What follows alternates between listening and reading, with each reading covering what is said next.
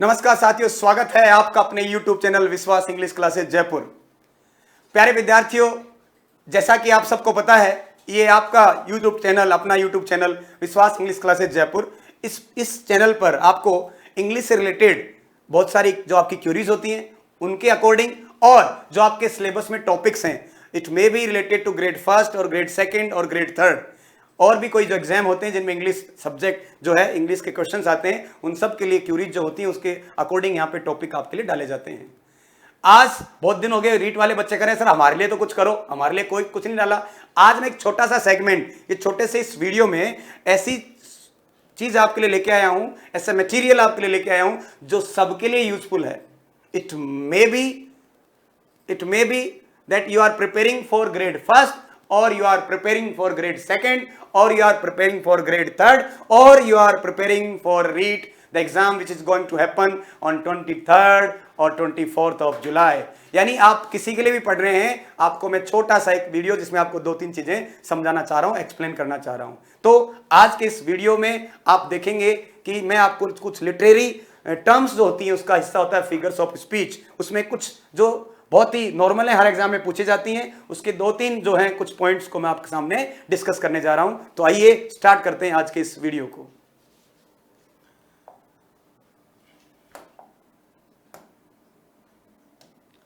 तो तीन टर्म हैं, एक है आपकी सिमली, एक है आपका मेटाफर,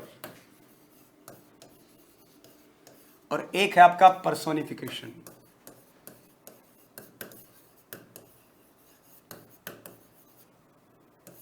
एक है सिमली, एक है मेटाफर और एक है पर्सोनिफिकेशन।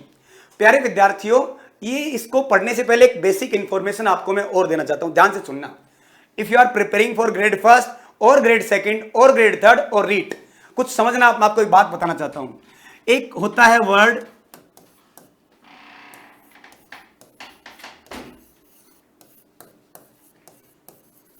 एक सब होता है लिटरेरी टर्म। क्या होता है? Literary term. इस लिटरेरी टर्म, जो लिटरेरी टर्म है यानी लिटरेरी टर्म्स जो हैं, ये एक बहुत बड़ा वर्ड है, एक बड़ा वर्ड है, वास्ट वर्ड है बहुत। इसमें बहुत सारी चीजें शामिल होती हैं। इसमें क्या क्या? इसमें आपकी फॉर्म्स भी शामिल होती हैं, फॉर्म्स, इसमें आपके फॉर्म्स शामिल होती हैं, इसमें आपके फिगर्स ऑफ स्पीच भी शामिल होते हैं,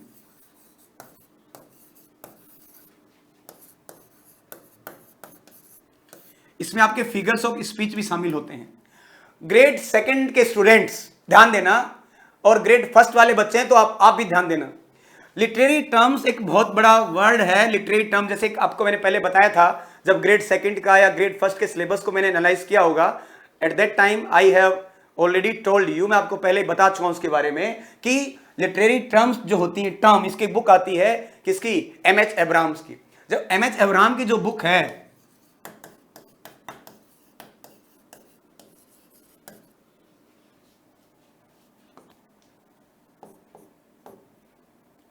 एमएच एब्राहम्स की जो बुक है,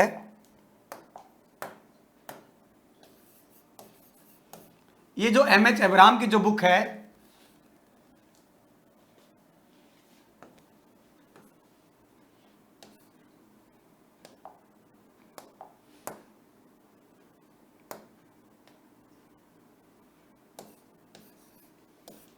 इस बुक का नाम क्या है?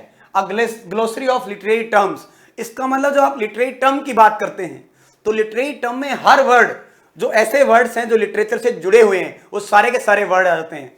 तो प्यारे विद्यार्थियों, लिटरेरी टर्म एक बहुत बड़ा शब्द है। इस लिटरेरी टर्म में बहुत सारी चीजें शामिल हो जाती हैं, ठीक है। तो लिटरेरी टर्म एक वास्ट वर्ड हो गया। लिटरेरी टर्म का मतलब यह है कि अगर आप मान लो कहीं डालेंगे एलिजाबेथ एज, या कहीं आपने डाला नियो क्लासिकल, है ना, आपने डाला विक्टोरियन पीरियड, तो वो भी अपने आप में एक लिटरेरी टर्म है। वो भी किससे जुड़ा हुआ है? लिटरेरी टर्म से जुड़ा हुआ है, ठीक है। तो लिटरेरी टर्म एक बिगर वर्ड है, एक बड़ा शब्द है। हमें लिटरेरी टर्म में क्या क्या पढ़ते हैं? फिर फॉर्म्स पढ़ते हैं मेनली, और साथ में फिगर्स ऑफ स्पीच पढ़ते हैं। क्लियर है? तो फॉर्म्स और फिगर्स ऑफ स्पीच अलग अलग हैं। जो ग्रेड सेकंड का सिलेबस दिया गया है, उसमें जो आपका पार्ट सेकंड है, पार्ट सेकंड का जो आपका 7वां पॉइंट लिखा हुआ है, उसमें दिया हुआ है an acquaintance with literary forms, केवल फॉर्म्स लिखा हुआ है। तो फॉर्म्स अलग चीज है। अगर आप ग्रेड फर्स्ट के लिए तैयारी कर रहे हैं तो आपके सिलेबस में लिखा हुआ है forms and figures of speech, दोनों वहां दोनों लिखे हुए हैं। और अगर आप रीट की तैयारी कर रहे हैं या ग्रेड 3 की तैयारी कर रहे हैं तो वहां भी आपको फिगर्स ऑफ स्पीच मिलेंगे। तो आप इन तीनों टर्म में अंतर समझिए। आप जब टर्म बोल रहे हैं इसका मतलब लिटरेचर से रिलेटेड सारी टर्म्स आ गई, जो भी लिटरेचर की टर्म्स होती हैं कुछ भी हो सारी उसमें शामिल हो जाती हैं। फॉर्म का मतलब क्या है? फॉर्म का मतलब होता है, ध्यान से समझना इस क्वेश्चन को समझने के लिए, फॉर्म का मतलब हो गया जैसे हमने लिखा सोनेट। सोनेट आप सब जानते हैं, मैंने सोनेट का एग्जांपल इसलिए लिया कि सोनेट को हम सब जानते हैं। सोनेट क्या है? सोनेट एक वो पोइम है जो 14 लाइंस की होती है। इसका मतलब 14 लाइंस की एक पोइम, जो 14 लाइंस की एक पोइम है ना, वो अपने आप में एक स्ट्रक्चर है। यानी इसका मतलब फॉर्म का मतलब हम कह सकते हैं कि फॉर्म अपने आप में एक स्ट्रक्चर होता है। क्या होता है? एक स्ट्रक्चर। फॉर्म अपने आप में क्या होता है? एक स्ट्रक्चर होता है।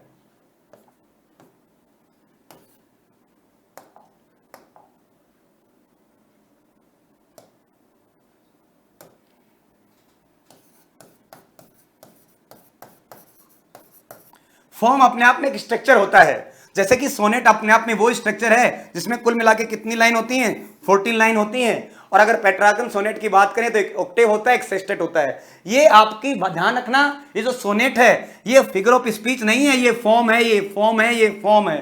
तो ऐसे बहुत सारे फॉर्म होते हैं, drama, sonnet, elegy, ode, fiction, novel, fable, ये सब जो ऐसे, ये सारी की सारी क्या है? फॉर्म्स हैं। ठीक है। तो जो ग्रेड 2 के बच्चे हैं उनको क्वेश्चन फॉर्म्स के भी आते हैं और फिगर्स ऑफ स्पीच के भी आते हैं। ग्रेड 3 का भी सिलेबस उनकी डिटेल आया नहीं है, तो हो सकता है वहां भी फॉर्म्स और फिगर्स ऑफ स्पीच दोनों आए। ग्रेड 1 में तो लिखा हुआ है दोनों, तो वहां दोनों आएंगे ही आएंगे। क्योंकि ग्रेड 2 के भी पुराने क्वेश्चन जो हैं हिसाब से तो उनको केवल फॉर्म पूछनी चाहिए थी, लेकिन फॉर्म के साथ साथ वो क्वेश्चन किसके पूछते हैं? फिगर्स ऑफ स्पीच के। तो फिगर्स ऑफ स्पीच भी वहां आती हैं। ठीक, तो आप समझ गए होंगे अंतर कि स्ट्रक्चर यानी फॉर्म अलग है। अब मान लो सोनेट है और सोनेट में आपने किसी फिगर ऑफ स्पीच का इस्तेमाल किया तो वो आपका इधर क्या हुआ? Figure of speech. जैसे मान लो आपने किसी सोनेट में सिमली का यूज किया तो सिमली फिर वहां क्या हो गई? आपकी फिगर ऑफ स्पीच का एक हिस्सा हो गया, एक फिगर ऑफ स्पीच आपकी सिमली है। आपको ये बात समझ में आ गई होगी। दोबारा बोल रहा हूं, टर्म जो है बहुत बड़ी चीज है। टर्म के अंदर फॉर्म्स आते हैं और साथ साथ में क्या आते हैं? फिगर्स ऑफ स्पीच आते हैं। फॉर्म्स एक बड़ा शब्द हो गया। फॉर्म का मतलब याद रखना संरचना।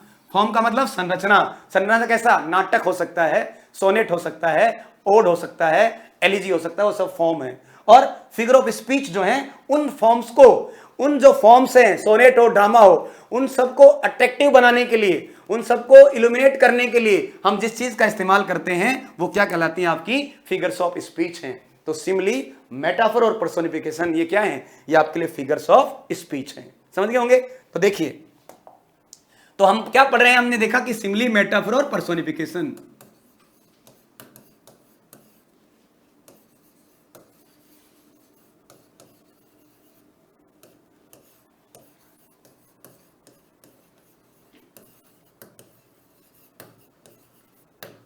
सिमिली, मेटाफर और पर्सोनिफिकेशन। सबसे पहले आप देखिए सिमिली। सिमिली के अंदर क्या है? सिंपल है, सब जानते होंगे, सबने पढ़ा है, लेकिन हम तो सब एक एक को सबको पढ़ना है हमें साथ साथ। सिमिली का मतलब क्या है? नाम से ही पता लग रहा है सिमिली। सिमिली जो है, ये जो सिमिली वर्ड है ये हमेशा किसको दर्शाती है? सिमिलरिटीज को दर्शाती है। लेकिन सिमिली के लिए आपको 2-3 बातें ध्यान रखनी है इंपॉर्टेंट, कि अगर आप सिमिली का यूज कर रहे हैं, if you want to see that there is a simile in any particular sentence, then what are the conditions? है ना, कौन कौन सी कंडीशन होती हैं? तो सिमिली में जो सबसे पहले कंडीशन होती है, पहली कंडीशन, सिमिली में क्या होता है? सिमिली के अंदर जो भी जिनमें कंपैरिजन कर रहे हैं वो लोग डिफरेंट कैटेगरी के होंगे। ध्यान रखना, डिफरेंट कैटेगरी के लोग होते हैं।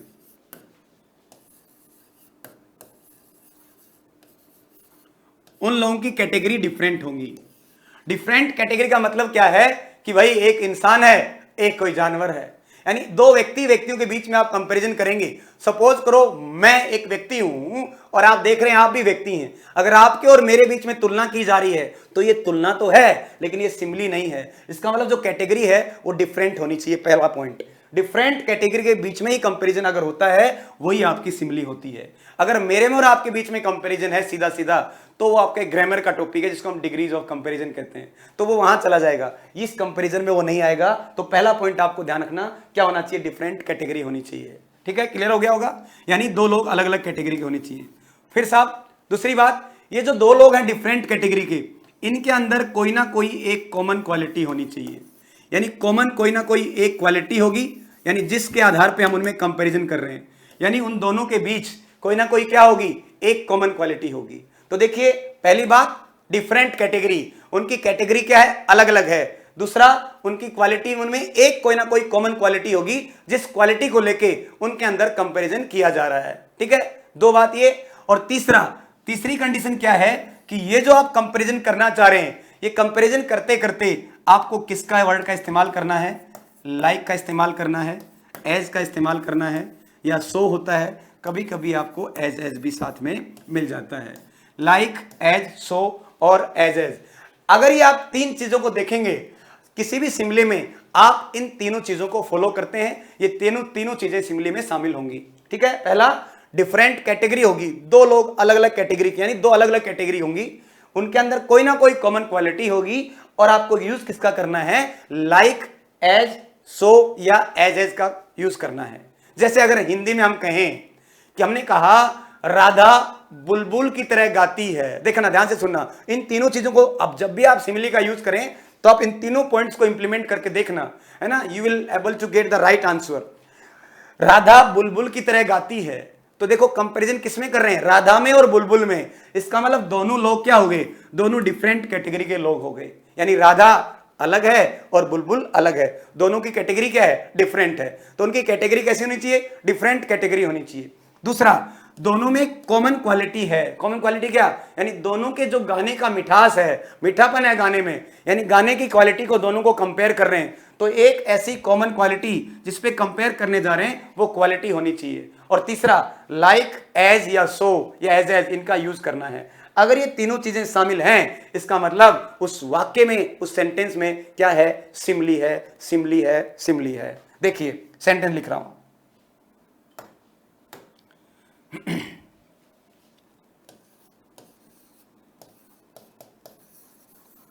she sings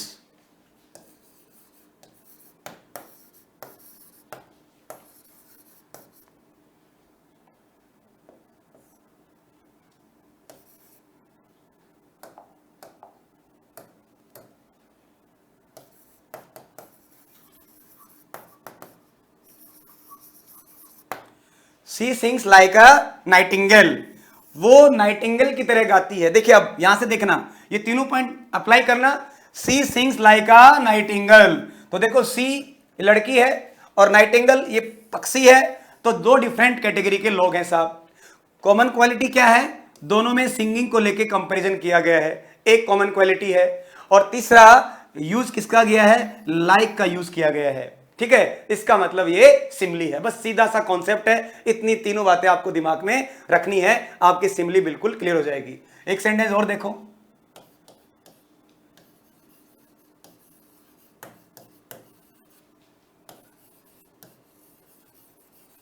I wandered lonely as a cloud.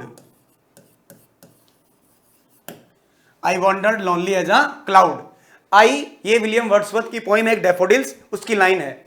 I wandered, I का मतलब विलियम वर्ड्सवर्थ, या कोई मान लो, आप मान लो अपने आप को, I का मतलब मैं, कोई व्यक्ति है, और दूसरा क्लाउड है, यानी दो लोग हैं, डिफरेंट कैटेगरी के लोग हैं। I wandered lonely as a cloud, यहां कंपेरिजन किया गया दोनों में वॉन्डर। वॉन्डर का मतलब घूमना, निरुद्देश्य से भटकना इधर उधर। तो जैसे कह रहा है कि आई वॉन्डर्ड, मैं ठीक वैसे ही वॉन्डर करता हूं, वैसे ही भटकता हूं, जैसे कौन, बादल।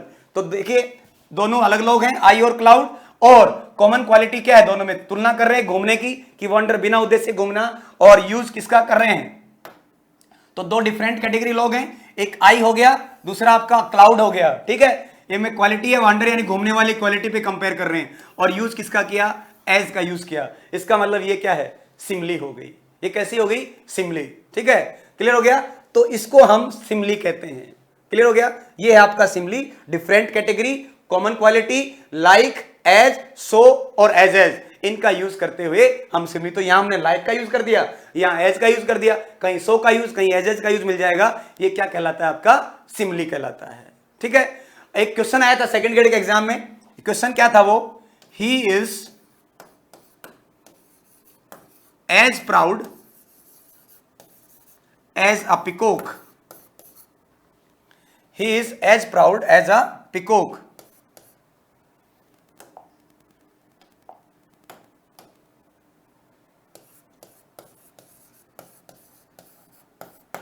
ही is as proud as a peacock. तो देखो तुलना कर रहे हैं किसमें, हम यहां जो कंपैरिजन कर रहे हैं वो किसमें कर रहे हैं, ये ही है और ये आपका पिकॉक है, इन दोनों में तुलना कर रहे हैं। ठीक है, दोनों के प्राउड की बात की गई है, दोनों में क्या है घमंड की, पिकॉक में भी घमंड है उसमें भी घमंड है। सेकंड ग्रेड का क्वेश्चन है इसके अंदर, और किसका यूज हुआ है भाई, एज का यूज हुआ है। तो डिफरेंट कैटेगरी है, कॉमन क्वालिटी है, एज का यूज हुआ है, इसका मतलब क्या है, सिंबली है, सीधी सी बात है। तो पहचान लेंगे, ये हो गया पहला आपका फिगर ऑफ स्पीच जिसको हम कह रहे हैं सिंबली। अब आगे बढ़ते हैं, दूसरा मेटाफर। इसको समझने में बड़े डाउट में रहते हैं बच्चे, बहुत कंफ्यूज होता है, कंफ्यूज होने की कुछ भी जरूरत नहीं है इसमें। मेटाफर का मतलब सीधा सीधा ये है,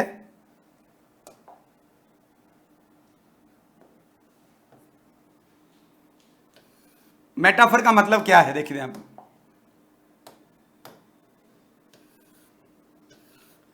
इस मेटा का मतलब होता है beyond, beyond.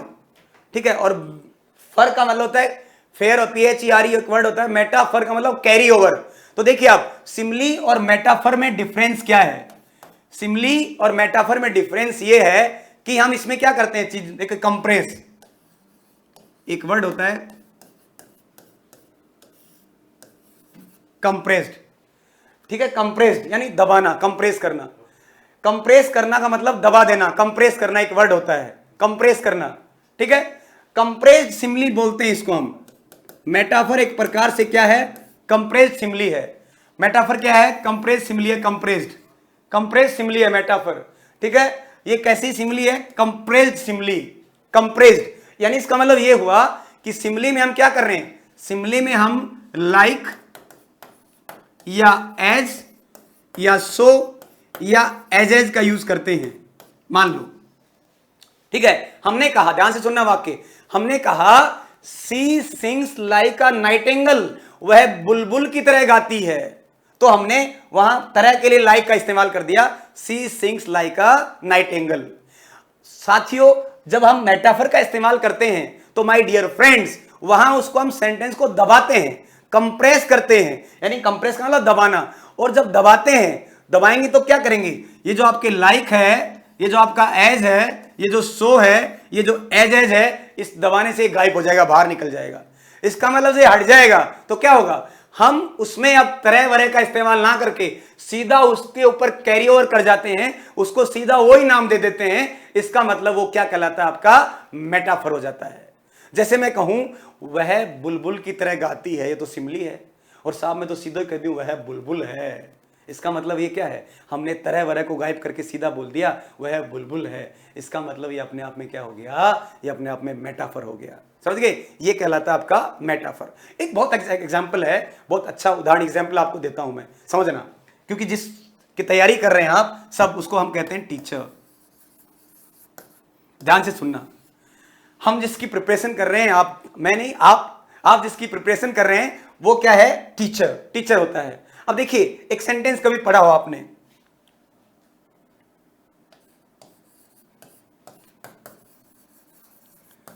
The teacher is a pillar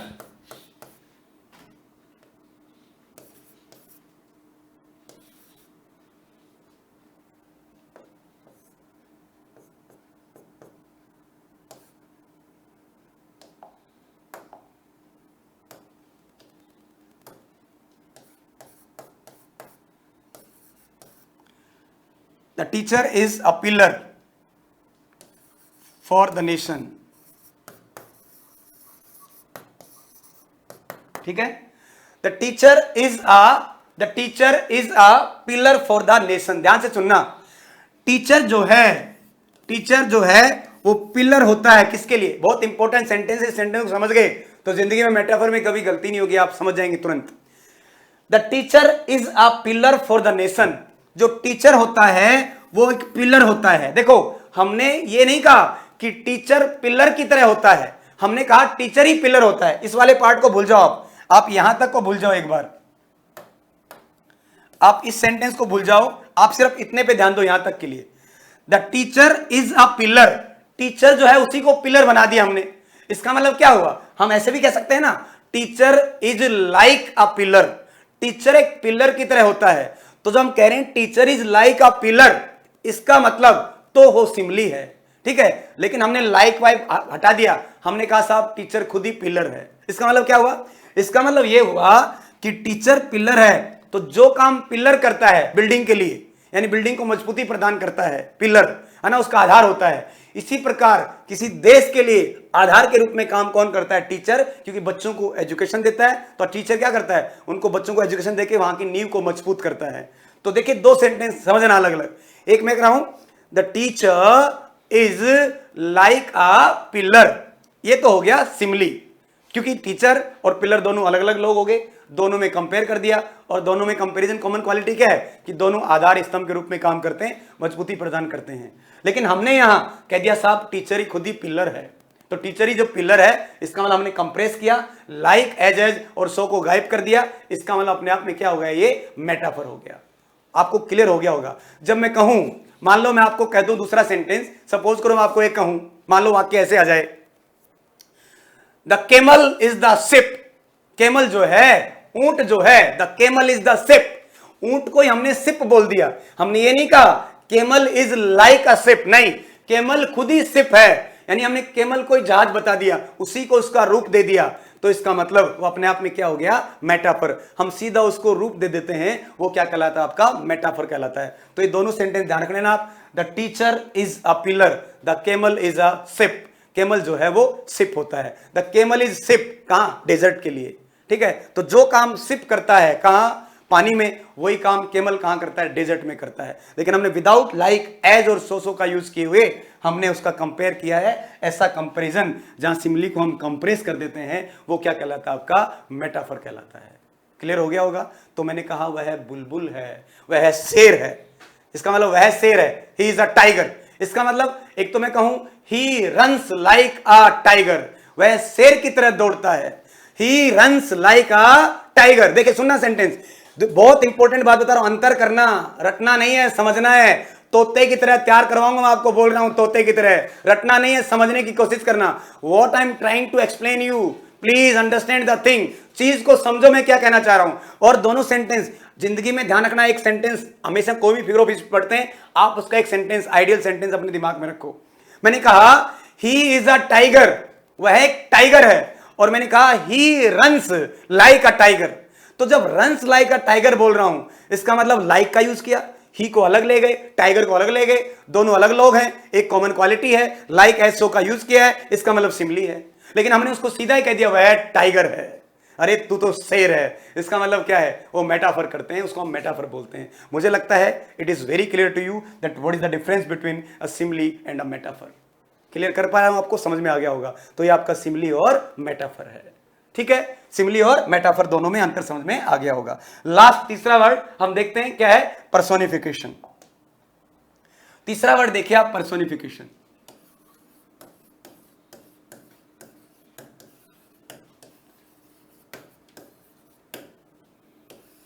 personification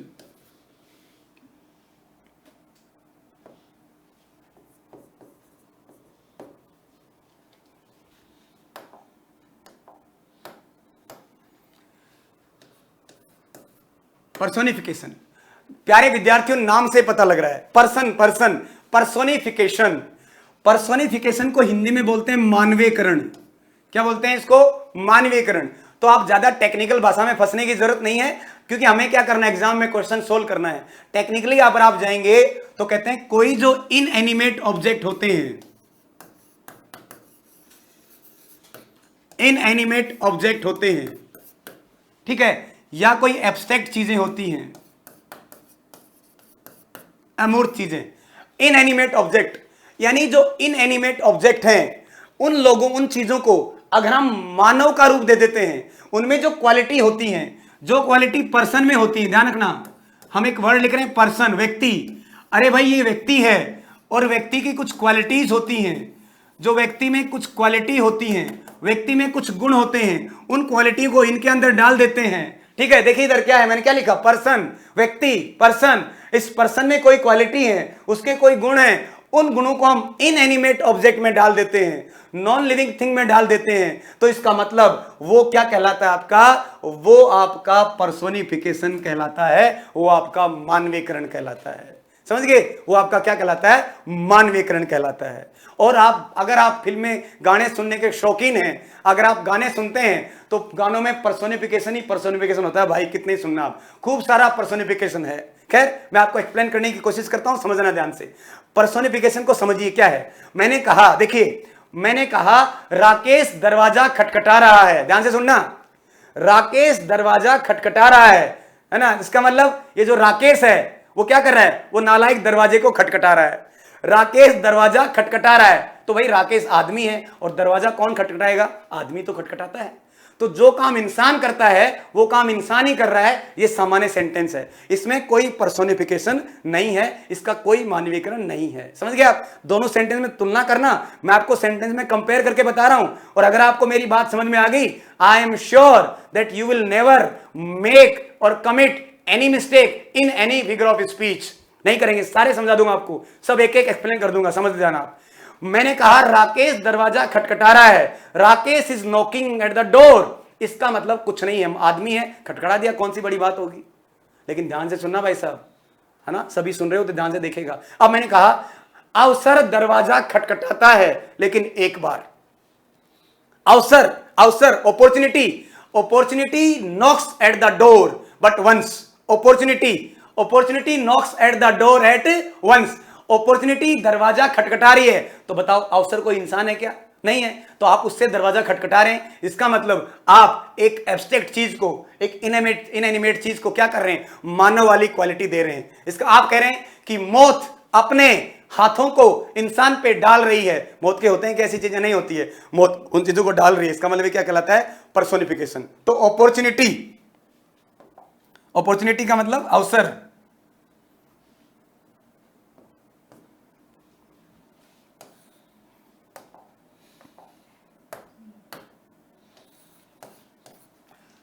opportunity,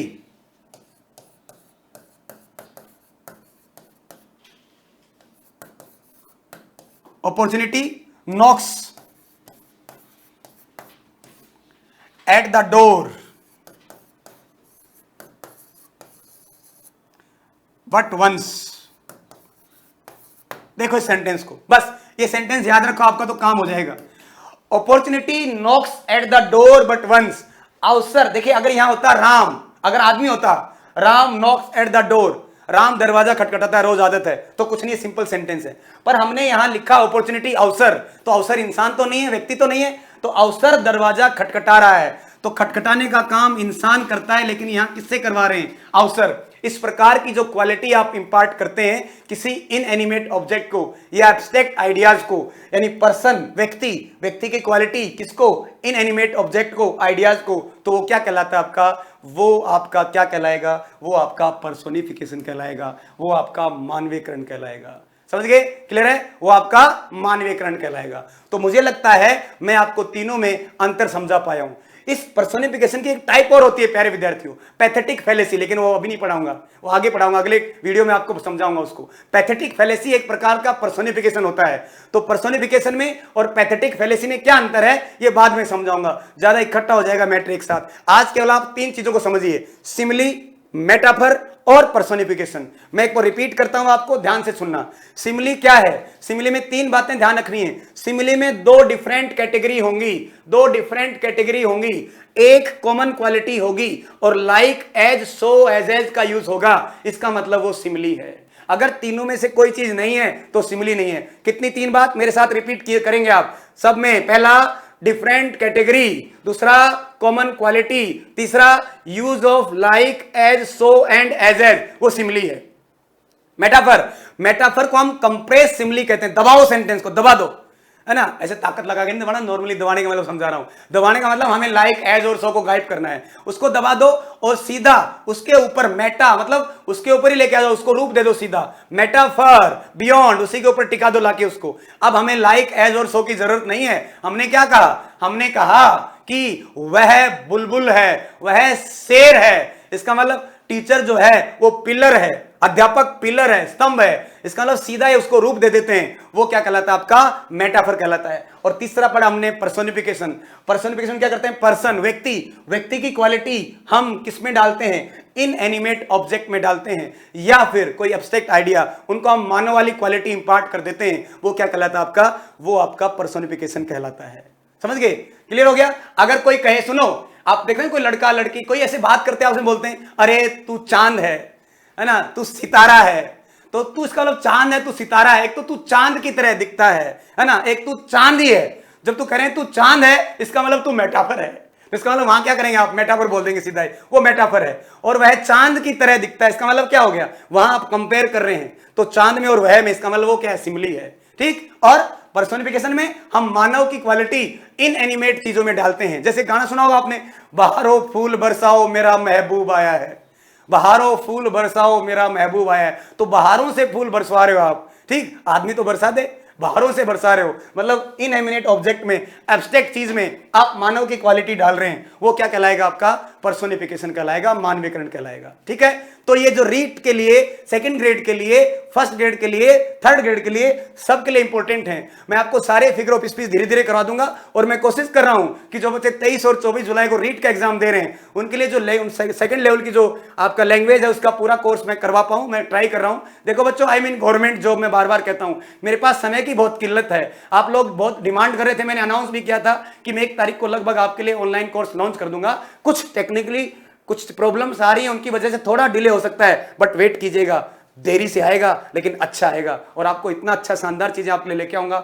test series, पूरा आपका कंटेंट, और आप जो भी आपका मटेरियल पूरा कंप्लीट इतना अच्छे से एनालिसिस होगा कि आपको दोबारा पढ़ने की कभी जिंदगी में जरूरत नहीं पड़ेगी। तो आप विश्वास इंग्लिश क्लासेस के इस वीडियो को देखिएगा, और अगर आपको अच्छा लगे तो इसको लाइक करना, शेयर करना, सब्सक्राइब करना, because it motivates me lot. मुझे अच्छा लगता है ताकि मैं और मेहनत के साथ और अच्छे कंटेंट के साथ आपके सामने आऊं और आपको नई नई चीजें सिखाऊं। ठीक है। तो आज के लिए इतना ही, बहुत बहुत धन्यवाद, थैंक्स अ लॉट।